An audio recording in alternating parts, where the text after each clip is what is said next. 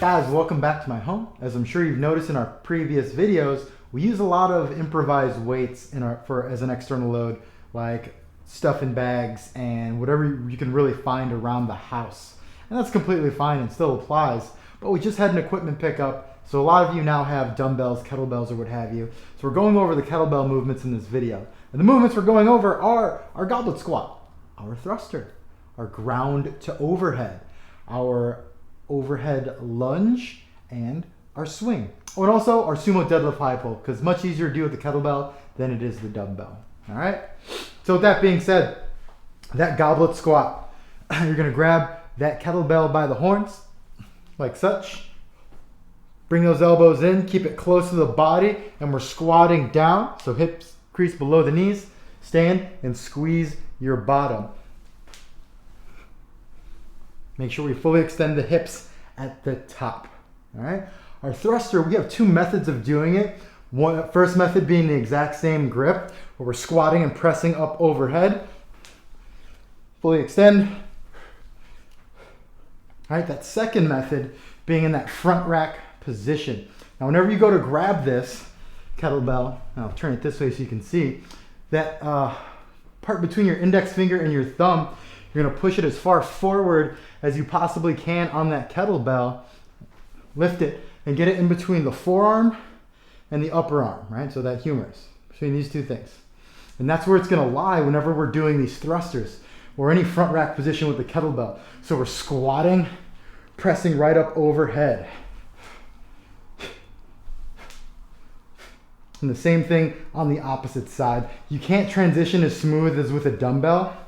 So you can set it down, same concept, lift it back up, then we're squatting, pressing, pressing. All right? Ground to overhead. This one we're gonna treat as an American swing. Excuse me. So the bottom of the kettlebell at the top of the position is facing the sky. All right? But at the bottom, we're coming to a complete stop each and every time.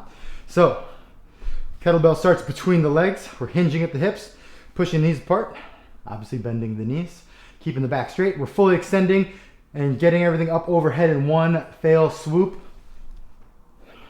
and then back down.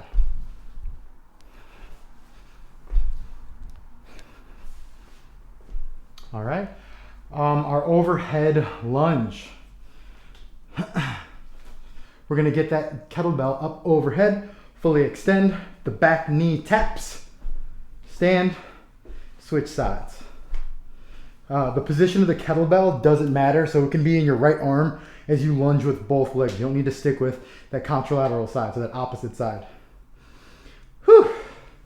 Our kettlebell swing, our two variations being that Russian and American swing, where we are extending the hips quickly, getting that kettlebell to about parallel to the ground for these Russian swings. And then with the American swings, we're going all the way up overhead, bottom of that kettlebell facing the sky, squeezing your butt so we don't overextend that low back. And finally, we have the sumo deadlift high pull, where my feet are gonna be turned out just a bit. My stance rather, is gonna be a little bit wider. We're gonna drive those hips back slightly, bend those knees, extend, shrug, and pull under the chin. Tap, tap. All right.